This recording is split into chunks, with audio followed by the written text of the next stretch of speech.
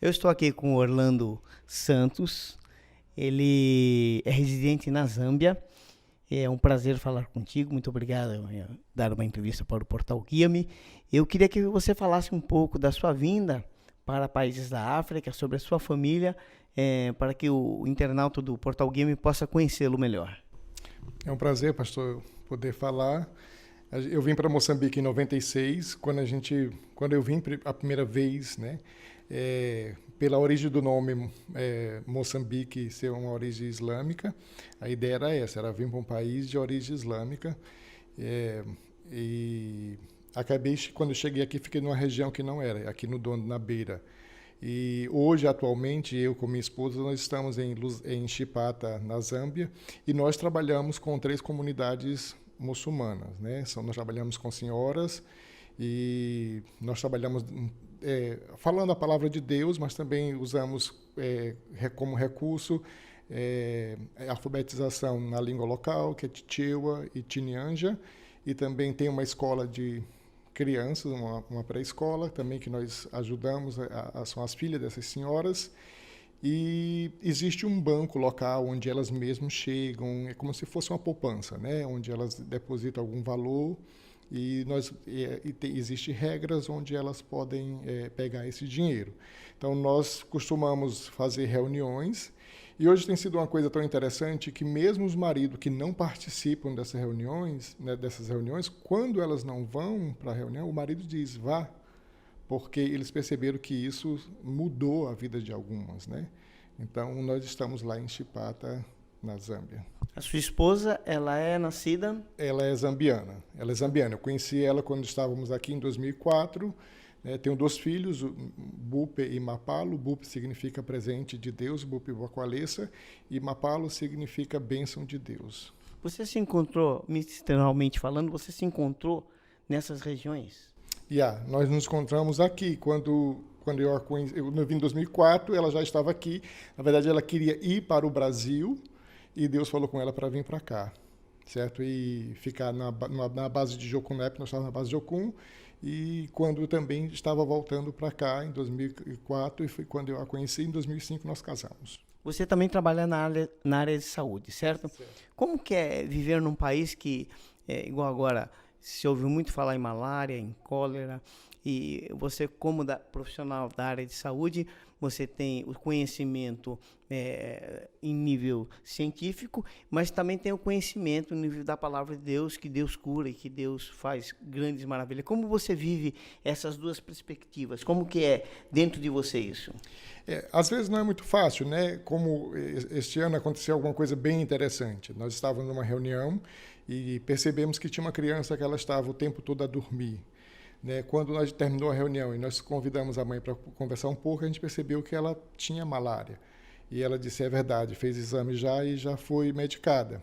Então a gente fez orientações como está com febre, então tira a roupa para poder ficar um pouco, pegar um pouco a ventilação, tudo isso.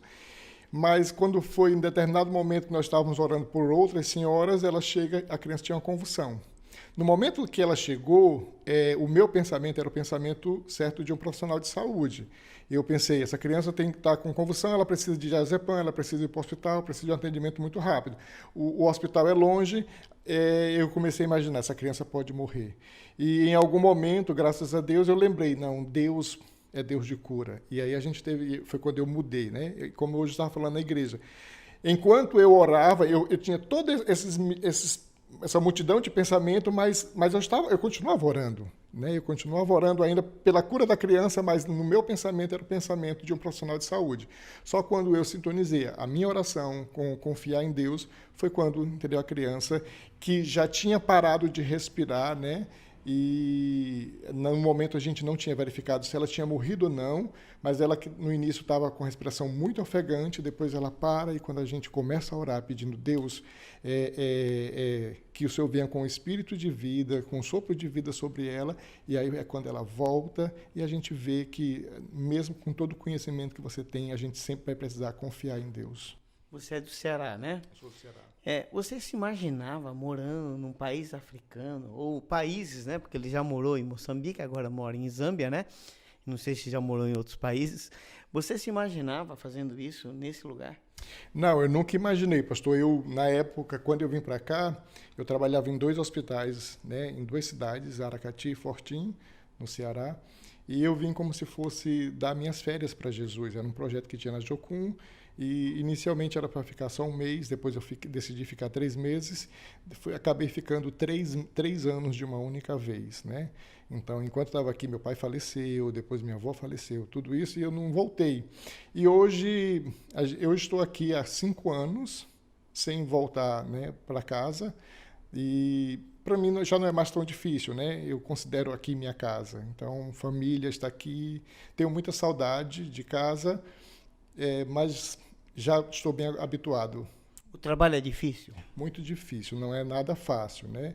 Eu acredito que a gente precisa sempre estar conhecendo.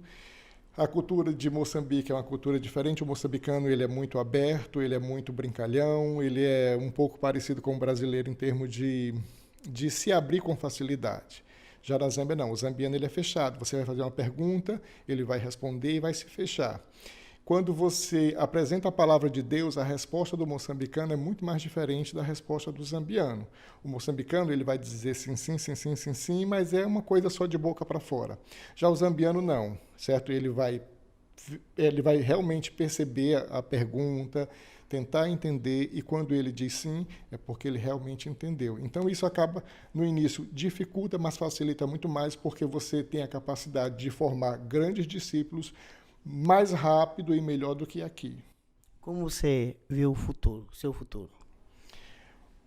Pastor, nós temos projetos já há algum tempo, né, para construir uma clínica aqui, né? A gente em 96 eu estava numa localidade que a filha de uma curandeira veio para ter bebê, né? A bolsa já tinha rompido, e a enfermeira local fazendo atendimento mesmo assim bem difícil, era no chão. Então, ela veio, já estava cansada, tinha tudo isso, né? Mas a gente conseguiu acalmar a mãe, evangelizar, certo? E teve um bebê tranquilo, né? Teve um parto tranquilo, e um bebê que a gente deu o nome de Lucas. Dali eu tive o conhecimento que as crianças, hoje já não é muito, mas naquele tempo elas eram consagradas no 8º dia pela avó. Havia uma consagração. E essa consagração, né, é o que dava, a batalha espiritual que existe por trás do africano, muitas das vezes, né? E a gente não conhece. Quando o curandeiro que fez a consagração sua, ele é maior do que o meu, tudo que você faz, para mim, acaba dificultando, né? Ou acaba pegando em mim. Daí foi que surgiu essa ideia de construir a clínica. Então, a gente tem como projeto hoje, né, a gente foi modificando muito, e a gente quer cuidar de mães, onde ela chega e elas são bem atendidas, e a gente consegue consagrar esse bebê. A ideia era fazer uma nova nação abençoada já desde a época do parto. E disso é a nossa ideia, né? Então, hoje a gente pensa no futuro trabalhar assim, trabalhar com isso. A gente também vê que a educação é uma coisa muito necessária. Em Chipata não existe nenhuma escola, na verdade, melhor dizendo, a melhor escola de Chipata é uma escola cristã, é uma escola muçulmana, certo? Então, todo mundo, quando chega para ir para a escola secundária, ela vai para essa escola muçulmana. Então, mas é um país constitucionalmente cristão. Então, esse é o nosso sonho para o futuro. Deixa uma palavra, então, para os brasileiros, que você deixou há alguns anos, né? E está aqui fazendo a obra do Senhor aqui na África. Deixa uma palavra para os brasileiros. Eu quero, né, agradecer primeiro, assim, todas as pessoas que oram por nós, né? Nós somos sempre muito gratos pelo chamado de Deus, e por pessoas que nos confiam, né? Por estar investindo, orando, e pedir, né, que a cada dia Deus possa realmente realizar esse sonho dos nossos corações.